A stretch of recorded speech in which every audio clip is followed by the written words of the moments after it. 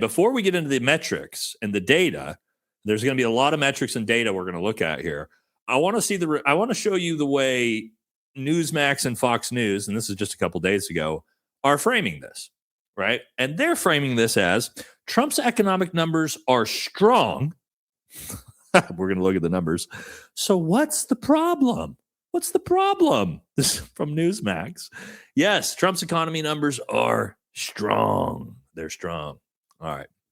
Before we show you all the metrics, I'm going to show you all the metrics, a lot of different metrics. I'm going to use my master's degree to explain a lot of things here. Got to put it to you somehow, okay? But let's do before I show you the metrics. Let's get Trump's take himself on how things are going. President promised to bring inflation down. It's now at its highest level in 3 years. Are your policies not working? No, my policies are working incredibly. If you go back to just before the war, for the last 3 months, inflation was at 1.7%. Now, we had a choice. Let these lunatics have a nuclear weapon. If you want to do that, then you're a stupid person, and you happen to be. I mean, I know. All of you're fucking dumb, by the way. President of the United States wants you to know you're fucking dumb. You very well. Anybody that wants them to have a nuclear weapon is a stupid person. There you go. So we said we're going to take the greatest stock market in history, and we're going to go down a little bit. All right. So like he said there, he says it's working great. His policies are working fantastic. Fantastic. Okay. Let's run the numbers. And I've got all the numbers across all the different metrics of how we look at the economy, not just stock market high. Okay. We're not going to do that. We're going to actually deep dive this.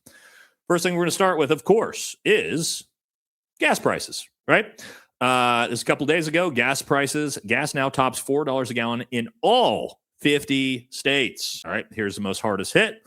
California average over $6 a gallon. The national average is nearing $5 a gallon. The absolute cheapest is in Mississippi.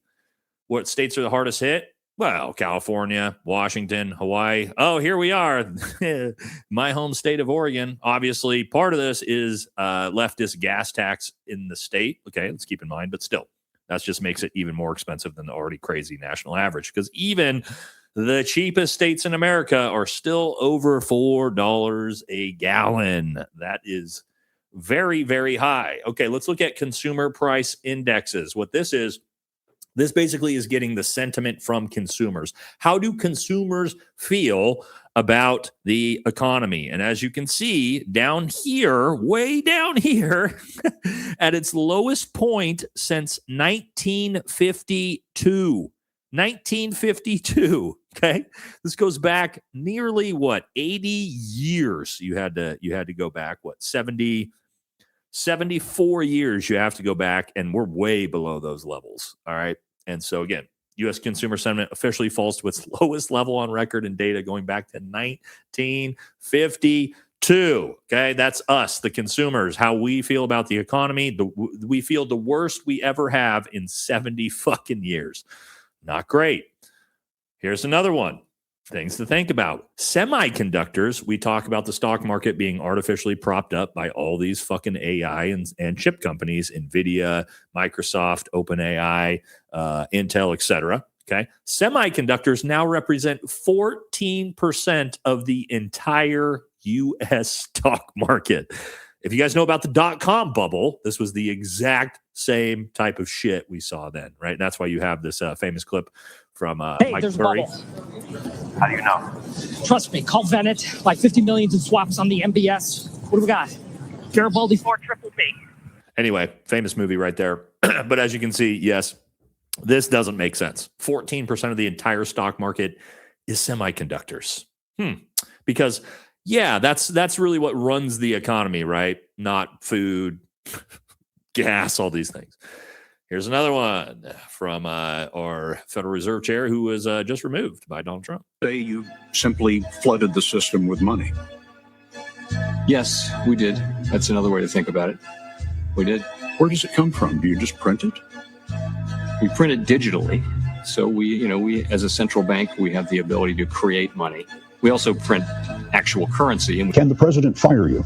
Well, Okay, so what he's explaining there is how we deal with money. Okay, so we have fiat currency. It's fake. It's not backed by anything. The central banking system, the Federal Reserve, which keep in mind is not a government agency, by the way. It's run by a certain group of people. You could probably guess who.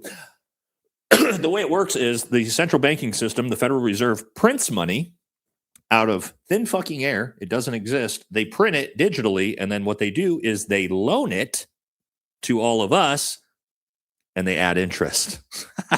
So they print the money out of thin air, they loan it, and then they charge us extra for that money. Okay, so that's a central banking system under fiat currency. It's not great, right? It's usury. Usury. You've heard that term before. There's a certain group of people who were kicked out of 109 countries for exactly this, specifically. It doesn't matter who they are. I'm just saying this is just for reference. And yes, that is exactly one of the big problems in our country right now.